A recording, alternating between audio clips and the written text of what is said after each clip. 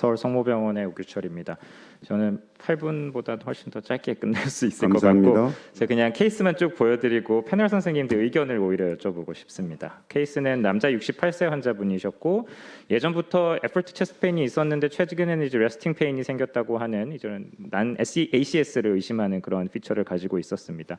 특이한 거는 30년 넘게 이제 당뇨병으로 치료를 받으셨고 하이퍼텐션이 있었고 약제들은 이렇게 쓰고 있었습니다. 뭐 당뇨약에 스타틴, 뭐 클로피도그렐까지 이미 쓰고 계셨고 EKG는 뭐 특별한 거는 없고 체스트 엑스레이 상에서도 뭐 특이 소견은 없었습니다. 뭐 약간 이퓨전이 있는 것 같아 보이기는 했는데 에코는 보시면은 뭐 LV 시스톨릭 펑션은 정상이긴 한데 베이설 인페리어 인페로 라테럴 월 모션도 좀 있고 에이피칼도 조금 이 영상에서는 좀 명확하지는 않지만 에이피칼 septal 그리고 안테로 septal 월에 하이포카이네즈가 있는 것을 확인할 수 있었습니다. 환자 같은 경우에는 뭐 다른 CT나 이런 검사 없이 증상이 뭐 ACS에 저명해 보여서 바로 CAG를 시행을 했고요.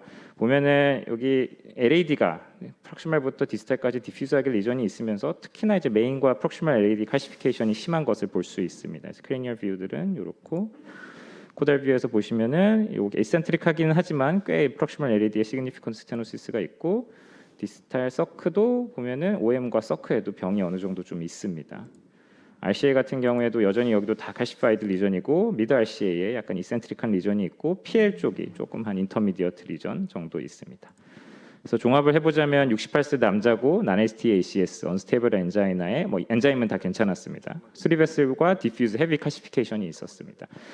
리전 자체는 LAD가 가장 심하기는 했고, 근데 제가 영상은 조금 이따 다시 보여드리긴 하겠지만 이게 PC 캐비지로 해결이 될 수 있을까 살짝 고민되는 부분도 있었습니다. 신텍스 스코어는 27, 당뇨가 있고 인슐린을 이미 쓰고 있는 환자고, 그래서 PCI를 LAD를 할 것이냐, 뭐 로타블레이션까지 해야 될 것이냐, 캐비지를 할 것이면은 어떻게 연결해야 될 것이냐를 고민을 좀 했던 이유가 보시면은 이제 LAD인데 여기 앞에도 리전이 있긴 한데 요 디스탈 LAD에도 꽤나 타이트한 스테노시스가 있습니다. 그래서 여기 중간에 연결해도 좀 애매하고 끝에 연결해도 애매하고 그 뭐 중간에 그 사이에 다이고날이 있는 것도 아니고 해가지고 과연 선생님들 패널 선생님들이시라면 이 환자에서 PCI를 하실지 캐비지를 하실지 그냥 뭐 간단하게 그냥 손 거수로 해도 괜찮을 것 같기는 합니다. 거수해도 될 것 같아요. 네, PCI 하는 먼저. 여기 지금 인터벤션 선생님이 한 분, 두 분, 세 분, 네 분이시고 그 다음에 서전이 두 분 계시고 그 다음에 한번 여기 뭐 네. 4대 2 나올 것 같은데 한번 혹시 PCI를 해야 된다라고 그 온라인에서도 해주시면 PCI 세 분. 황병희 교수님 네, 뭐 서전이에요? 네, 뭐예요? 여섯 황병희 교수님 분. 뭐 서전이신가? 네, 그러면 3대 그 다음에 네. 혹시 그럼 다음엔 캐비지를 해야 된다. 처음부터 바로 캐비지를 당연히 해야 뭐 된다. 두 분은 캐비지. 네. 근데 제가 한번 흉부외과 선생님께 그럼 여쭤보고 싶은 거는 캐비지를 하게 되면 이게 리마 LAD 연결을 어디? 그러면 그 누구한테 질문을 하냐면 네. 신촌 세브란스 병원에 두 분이 계세요. 네. 우리 인터벤션 하시는 이병극 교수님 계시고 교수. 네. 미안합니다. 김병극 교수님 계시고 그 다음에 서전인 윤영남 교수님이 계시니까 두 패널 선생님한테 한번 여쭤볼게요. 김 교수님 어떻게 뭐 교수님 이런 케이스 보면은 어떻게 PCI 하십니까? 아니면은 윤 교수님한테 넘기십니까?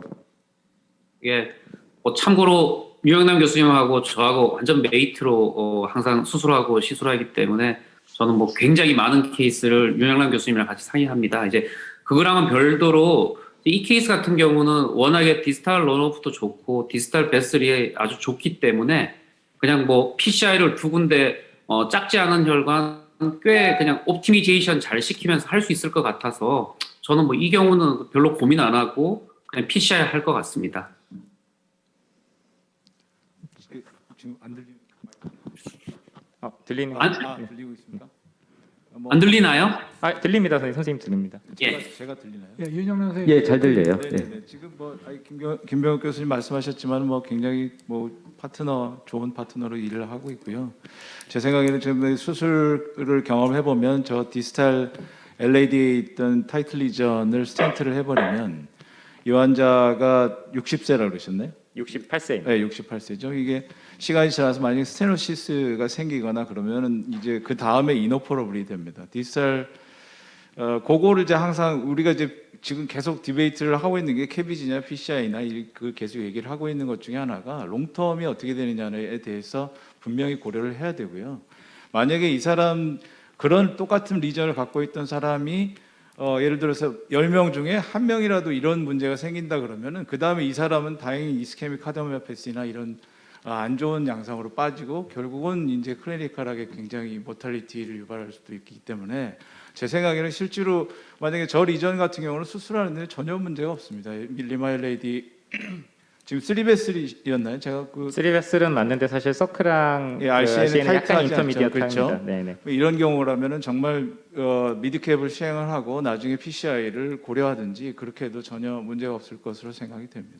아까 질문의 요지가 죄송합니다. 제가 잠깐 대신 설명하면은 그 캐비지를 할 적에 LAD에 지금 네네, 맞습니다. 텐덤 스타너스로 아래 위에 있으니까 네네네. 어디에 하겠느냐 그거를 아마 저는 그것도 지금 네. 중간에 있는 타이탄 그 다음 리전에 하면 됩니다. 여기, 지금 네. 그거보다 디스탈에 하는 거는 별 의미가 없고요. 저도 뭐 처음에 수술을 시작했을 때 굉장히 고민을 많이 했었던 부분인데 그 타이트 리전의 그 다음 바로 뒤에다가 시행하면 될 걸로 생각이 됩니다. 그렇게 되면 약간 디스탈 우리가 통상적으로 문합하는 부위보다 조금 더 디스탈인데요. 실제로 리마 가지고 뭐 충분한 길이가 나오기 때문에 그거가 합당하다고 생각합니다. 그 윤영남 선생님한테 제가 좀 질문 좀 하고 싶은 게요. 저희가 보통 그 티미스리 이렇게 플로우가 좋은데 이제 타이트 리전이 있어서 거기다 이제 바이패스 그래프트를 하면은 농담하게 이게 컴피티션이 되면서 이게 그 어떻게 되나요? 이게 저는 CTO라면 당연히 이해가 가는데 네네 맞습니다.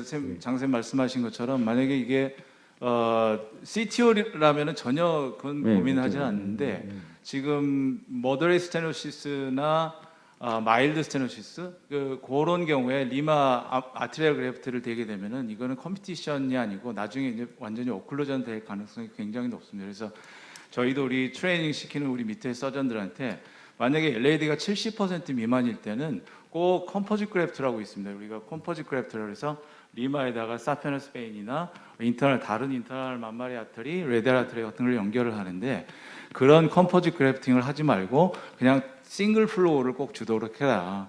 그렇게 된다 그러면 나중에 컴피티션이 생겨도 계속 투앤 플로우가 왔다 갔다 하기 때문에 플로우가 방해는 받지 않고 중간중간에 애드는 될 것이다. 이렇게 스트레티지를 택하고 있습니다. 네, 다음 윤영남 의견. 교수님, 저기 잠깐 좀 테크니컬한 그 질문들이 오가서 저도 좀 궁금한 게 있어서 이게 말씀드리고 싶습니다. 그 저희가 CTO나 베리 타이트 리전 다음에 디스탈 패드가 굉장히 슈링키지 되어 있고 아까 정옥수 교수님도 지적하신 것처럼 그런 데가 굉장히 디스탈 런오프가 안 좋은 경우가 있지 않습니까? 맞습니다. 근데 그런 데가 이렇게 다이섹션을 해서 아나스토모시스 하기가 실제로 수술하는 사람들이 훨씬 더 어렵게 느껴지는 건지 아니면 뭐 그냥 어떤 다른 방법으로 충분히 극복하니까 그것 때문에 꼭 캐비지를 못할 건 아닌 건지 그게 좀 궁금합니다. 그 지금 말씀 잘하셨는데 지금 우리가 CTO를 뚫는 리전을 잘 생각해 보면은 예를 들어 서컴이라고 치면은 대부분 서컴 프로퍼를 뚫게 됩니다. OM의 프록시마를 뚫게 되는데 지금 이제 다이섹션에 대해서 거기가 또 문제가 생기면은 수술적으로는 만약 이게 육안적으로 봤을 때는 충분히 그게 지금 다이섹션이 됐는지 그렇지 않는지는 구별이 됩니다. 대부분 구별이 되기 때문에 그거보다 조금 더 디스탈 그러니까 우리가 퍼스트 OM이나 세컨 굵은 OM 중에 프록시말에 되는 것보다 원래는 프록시말에 되는 것이 원칙이나 만약에 프록시말 쪽에 다이섹션이 돼 있다고 하면은 미드나 디스탈 쪽으로 조금 이 아나스토모시스 사이트를 조금 디스탈로 연결하게 되면 나중에 제 환자는 이제 제가 다 팔로우를 하거든요. 팔로우 하면서 CT 안조를 찍는데 그 페이턴시는 굉장히 좋은 것 같습니다. 제 생각에는. 그리고 말씀하신 것처럼 CTO라고 그래서 베슬이 콜랩스 돼 있는데 이 리바스컬레이션 해주면은 다시 베슬 자체는 조금씩 커지는 양상을 보입니다. 실제로. 그러니까 수술하실 때 더 그게 작다고 어려운 건 아니신 거예요? 네네네 그렇지 않습니다. 자 이제 질문은 이제 네, 그만하도록 죄송합니다. 하겠습니다. 제가 시간 빨리 끝내려고 하는데 오히려 시간이 더. 제가 이번 케이스에 좀 의견이 있는데요.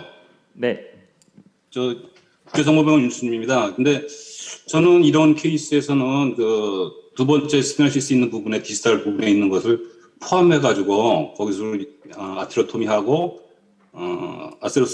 아세로롬을 좀 제거한 다음에 같이 좀 길게 패치를 되는 형식으로 해가지고 리마를 좀 길게 째가지고 되거든요. 그러면은 아래 위로 더군다나 이제 프록시멀 스테노시스가 있으니까 이제 뭐 그 컴피티션 플로우를 이제 걱정할 일도 없고 그다음에 그 RA로 다 이제 플로우가 가기 때문에 충분히 그 훨씬 더 좋은 결과를 가지고 오고 실제로 그 이것보다 훨씬 더 디퓨즈하고 그 디퓨즈한 그 아테로스클로시스 있는 경우에도 엔다이크tom을 하고 나서 해출돼서도 괜찮은 케이스가 많이 보고되고 있거든요. 그래서 생각보다는 이런 거는 훨씬 쉽게 수술을 할 수 있고 극복할 수 있을 겁니다. 근데 그걸 두 군데 스텐트 넣는 건 전혀 진짜 그 윤영만 교수 의견대로 나중에 수술할 다시 이제 뭐 수술해야 될 경우에는 수술하기 굉장히 곤란한 케이스로 가거든요. 그래서 이런 건 당연히 수술을 해서 하는 것이 좋을 것 같습니다. 그러면 한번 오기철 교수님 한번 오픈해 보시죠. 네, TCI 저- 하셨죠? 네, 죄송합니다.